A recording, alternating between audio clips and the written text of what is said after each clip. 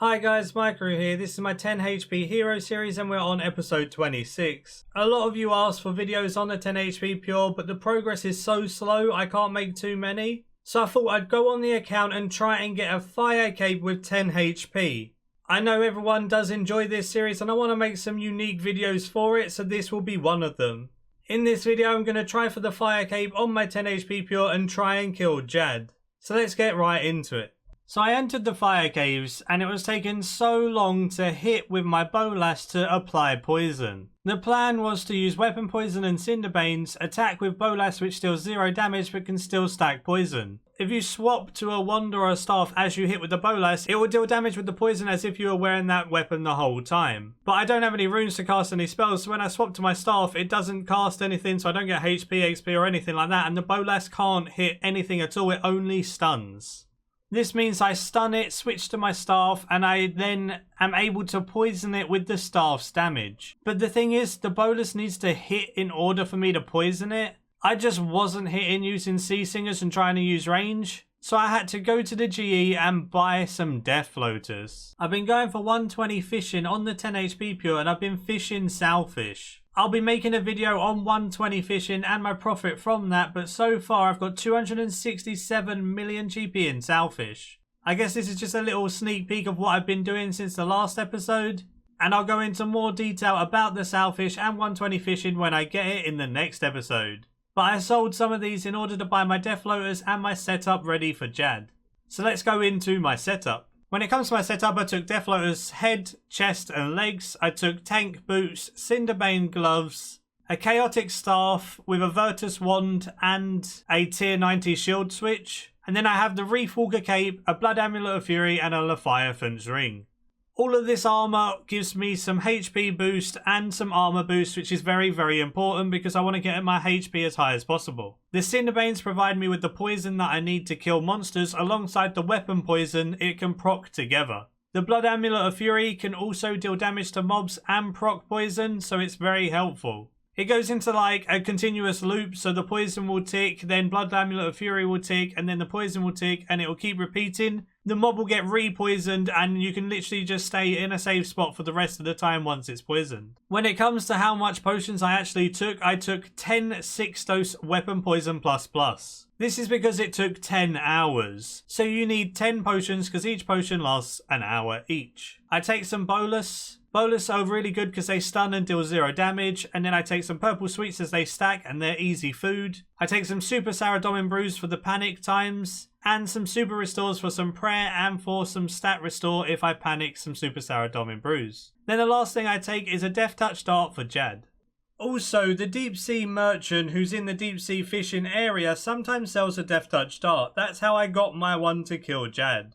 Now that I had Death Lotus on, I instantly poisoned the mob on the first wave as the bolus is finally hitting very consistently. Then I'd switch to my staff or my wand and then it will deal that damage with the poison. It made it so much quicker and so much easier to do. Definitely a good choice leaving and going to get Death Lotus, otherwise I would have been here for like 20 hours. It's only really for the first waves that you need that, because once you get onto things like this range guy, you can do it with the bolus, but while you're doing the bolus, you might as well use reflect and stuff as that can apply poison too. So it's even easier to poison these mobs, and then once they're poisoned, you can just safe spot them and your Amulet of Blood Fury and poison will tick constantly and kill them. You just got to be a bit careful because even if you're in a safe spot, when you go into the next wave, they can instantly spawn behind you and start attacking you.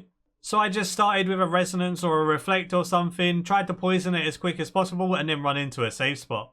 Most of the waves are quite easy, but it just gets a bit harder as you go along because of the big melee ones. If you do run into his melee distance, he won't melee you and he will heal whatever's low on HP. So if you look at this clip, I've got him in a safe spot and I can't actually go and get him poisoned because this range one is already poisoned and very low HP. If I ran MD with reflect or something, he will just heal the other guy and there's no point. So I had to wait until I killed that ranger to then poison him, and then I run out of MD, safe spot him until he dies. I think one of the most annoying waves was this one where there was 2 of the big melee ones. It was really awkward to get them both poisoned. I had to try and reflect and get hit by both, but then they started healing each other and things like that. I finally got them both poisoned and I could stay in a safe spot and just let them both die very slowly.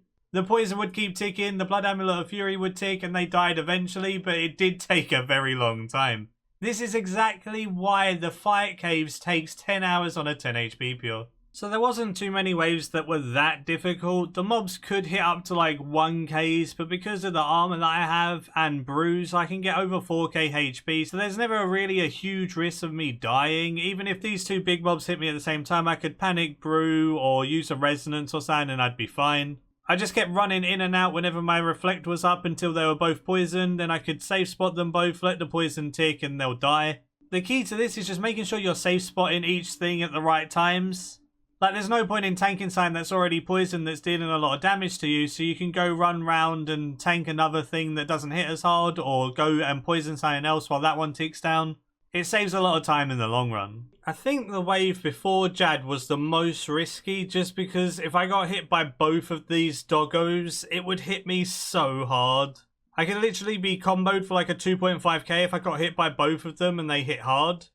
So I kind of just tanked one and safe spotted the other after luring them over. Then once I killed the first one from poison and reflect, I then just went over to the next one, done poison and reflect. I prayed magic until I actually got him poisoned. Then I only left my safe spot whenever I had reflect up, because my damage I'm taking is halved anyway, and when I go back into the safe spot, Blood Amulet of Fury and stuff takes me up. I could also maximize the use of Rezo and stuff, and it was just so nice. Going through all the defenses on my bar was super helpful. I'd anticipate for some extra damage reduction and some adrenaline. Provoke and Freedom also gave adrenaline. Then you had Resonance for some heals. And you can use Preparation to make sure you can Resonance even more. And then Reflect helped poison alongside chucking those bolus at people. All in all, it wasn't too hard, but it was just very, very grindy. Like I said, 10 hours later, I finally got to Jad as I used every single one of my super weapon poison flasks.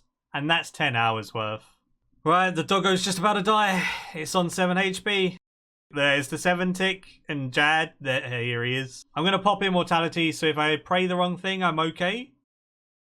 Run over to him. He's stomping the ground, so pray range and Death Touch start. There's the insta-kill, and we have our fire cape. Oh, it feels good. 10 hours later, I have my cape, and it just feels good because it was such a long time coming, and it takes so long to get to Jad. If I messed up there, I would have been very sad. Look at this beautiful cape. Matches my outfit pretty well. I'm happy with the fire cape on my 10 HP pure.